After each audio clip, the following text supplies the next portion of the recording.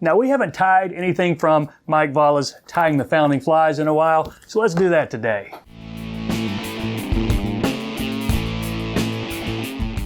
Hello everybody, welcome to Savage Flies. I'm Matt, thanks for stopping by. So the pattern I'm going to tie today was created by Andy Puyans in the 1960s. It's called the AP Black Beaver. Now, from what I read about Andy in this book, he was a bit of a perfectionist. And there are 3 specific points that Valla talks about in this book where he was a perfectionist. One of them is that the tail needs to be propped up for most of the AP nymphs. That was a trademark of it. And then he goes down to the exact number of weighted wraps. And he has a formula for it. It's 20 minus the size of the hook. So I'm going to be tying this on a size 12. So it's 20 minus 12. I should be putting 8 wraps of weight on it. And the last thing is that there are 2 very specific places in these tying instructions where you put head cement.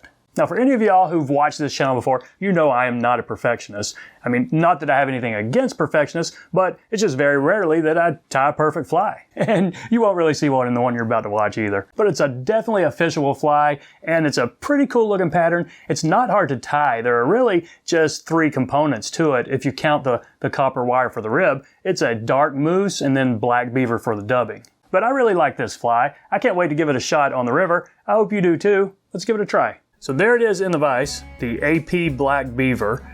And common sizes for this guy are as big as a 10, small as an 18. I'm going to tie it on a 12. It's 1X long nymph hook.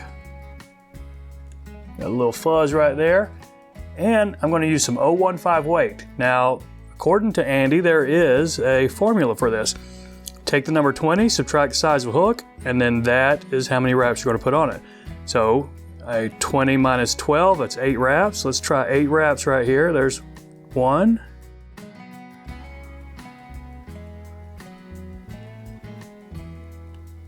Now, I think that's 8, though I might have doubled up on that first one. So it's either 8 or 8.5. And we're going to catch it in kind of up toward the front. Maybe about the first third. Now take your black thread. Let's build a little dam right behind this without jostling that weight and moving it any. Take it up front, put another dam, and then a few wraps over it. Take it back to the bend. We're not going to catch the tail in at the bend though. We're going to catch it in right up here. And I'll show you why in just a second.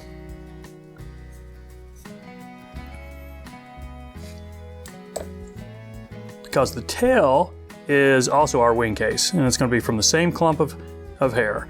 So some dark moose right here, and a fairly generous clump. Put it in your stacker. See if this stacked very well. Okay, looks pretty good right there. See if we can get that out. All right, and there we have. We've got it out. Now this is probably, it's at least twice as much as I need, maybe even more than that. But go ahead and measure your length. Notice my thread is hanging right up there behind the weight. Measure your length for the tail, and then let's catch this in up here, up front. Just enough wraps to secure it. Oh, I nicked my thread on the point of my hook. Let's hope that doesn't come back to haunt me. Okay, now don't worry about it flaring out. If you've got enough thread wraps to have really secured that in, next step is to trim it. So let's, and only leave what you want for the tail. So let's cut half of it out and see what that does for us. That might still be a little bit too much for the tail. Let's see, let's put a couple more wraps right here. And I think, yeah, that's more of a tail than we want. According to Mike Valla, one of them he had a picture of, had a fairly sparse tail. I'm talking, 8 or 10 fibers or so. So let's see what this is going to get us right here. I'm going to go ahead and take this back and catch it in all the way to the, like you normally would if you were only tying in the tail. And that's spinning around a little bit on me, so I'm going to lift it up and put a wrap, at least one wrap underneath it, see if I can keep it propped up. And that is an important feature on these AP nymphs. So I'm just going to try and smooth this part out right here. Okay. And before I catch in my wire rib, I'm looking at the proportions here, and if I use that right there, that is, the thorax is going to be too long, and the tail, the back half of the body, is not going to be long enough. So let's go ahead and take a few more wraps up here just to lengthen the back half of our fly. And these, you know, I'm trying to keep it from flaring on me, and it might a little bit, and that's probably okay. I think we'll be able to work with it, but just take a few extra wraps till we get probably right up on top of this weight.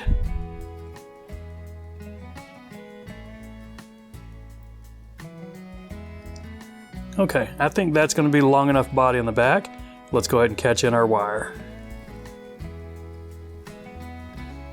And I think Mike Vala's recipe says 0.008 or 0.006, and a brassy I know is 0.008. So this, we need smaller than a brassy. I'm catching in a small wire.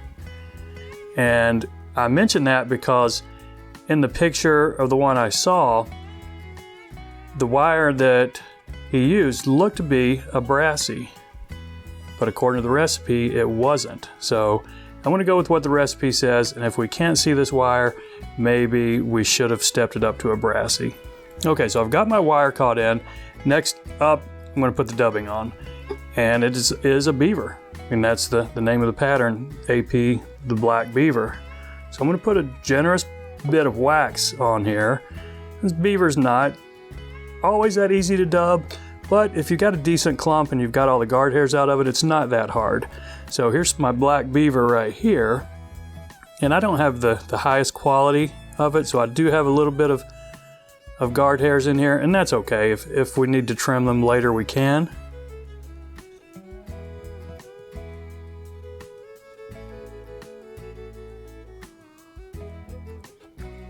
Okay, so however much dubbing you think you're going to need to get a decent back end of the fly right here.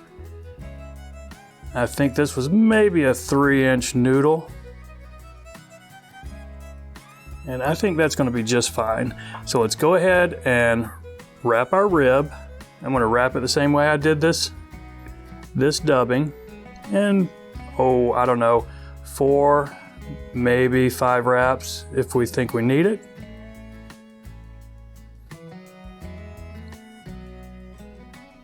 And now I'm going to go ahead and take this wire up here so I can catch it off and break it off up front. So let's go ahead and take our thread back up here just forward the weight with a couple of tight wraps so we can spin this wire off.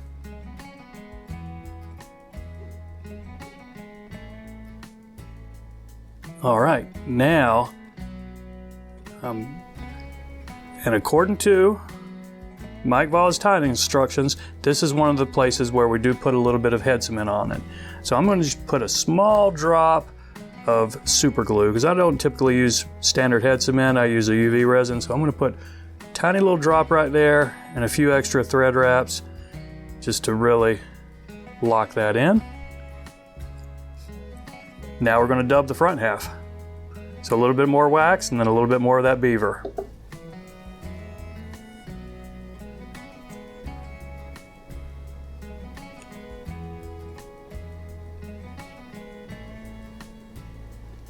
And this noodle can be a little bit thicker or a little bit longer, because we want the front half of it to be just a little bit bigger. And if you didn't make that happen, you can do another dubbing application, because I don't think that's enough right there. Let's put a little bit more on it.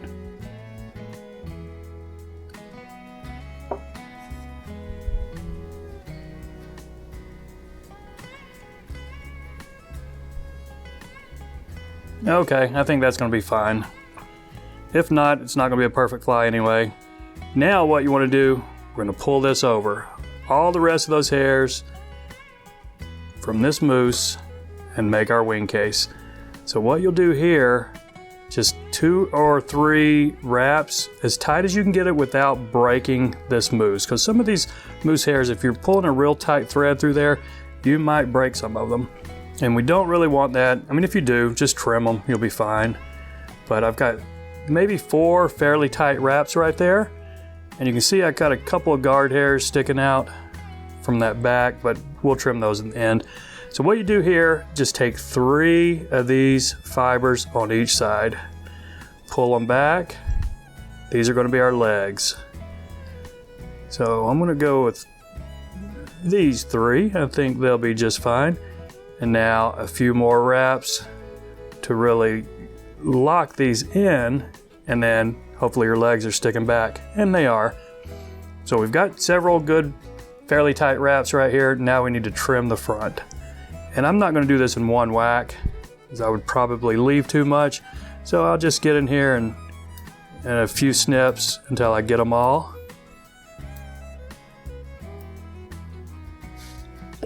I think that's fine right there. Let's use a few thread wraps to lock these in and smooth out the under part of what is about to be our head. Okay, it's not perfect, but that's okay because we're going to put a little bit more dubbing on. And Vala does say that you should use a skosh of dubbing. And how much is that? Well, he tells you. He says it's about 1/3 of what you think it is, according to Andy Puyans. So let's put on 1/3 of what we think we should put on right here, and probably not a very long noodle. I got maybe 1.5 inches, and it's fairly thin. Of course, I got a big guard hair stuck right there. Let's see if I can get that one out. Tighten this back up. Now we're going to use this for the head. And oh, this was one other spot where we should have probably put a small drop of head cement before we wrap this dubbing, because we're not going to be able to do that after the fact. So I'm going to try to put a tiny drop right here, and this is my super glue again. Be careful or you're going to make a big mess. And that's probably a little bit bigger than I wanted. So how do we fix that? Just pull it off with our bodkin. And then maybe wait a couple of seconds for that to dry. Now let's get back to dubbing this head.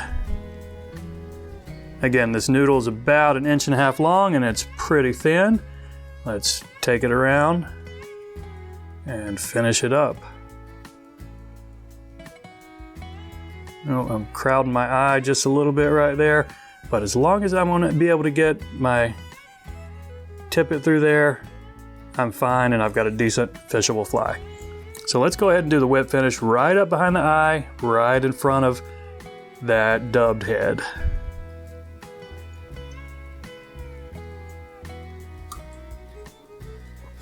Now, one more step before we're done. Trim these legs. Obviously, these legs are about 5 times longer than we need. So how long were they? Oh, about midway down the body, just a little bit past the thorax, I think. So let's try that and see what we got. And there we go. Got a little bit of cleanup. You see I've got some of these guard hairs right here because, again, that beaver I was using was not the best. And I've got a little bit of fuzz right up there on the front, but I'm not crowding my eye. I can get my tippet through there. So I'm going to call this a good to go fishable fly. So that's it, everybody. AP's Black Beaver. Not too difficult to tie, but you know, it'd take you a little practice to get the proportions right. Looking at this one, I think that thorax is a little lumpy. Maybe the next one I do will be a little bit cleaner. So that's it, everybody. I appreciate you watching. Y'all take care, and we'll see you next time.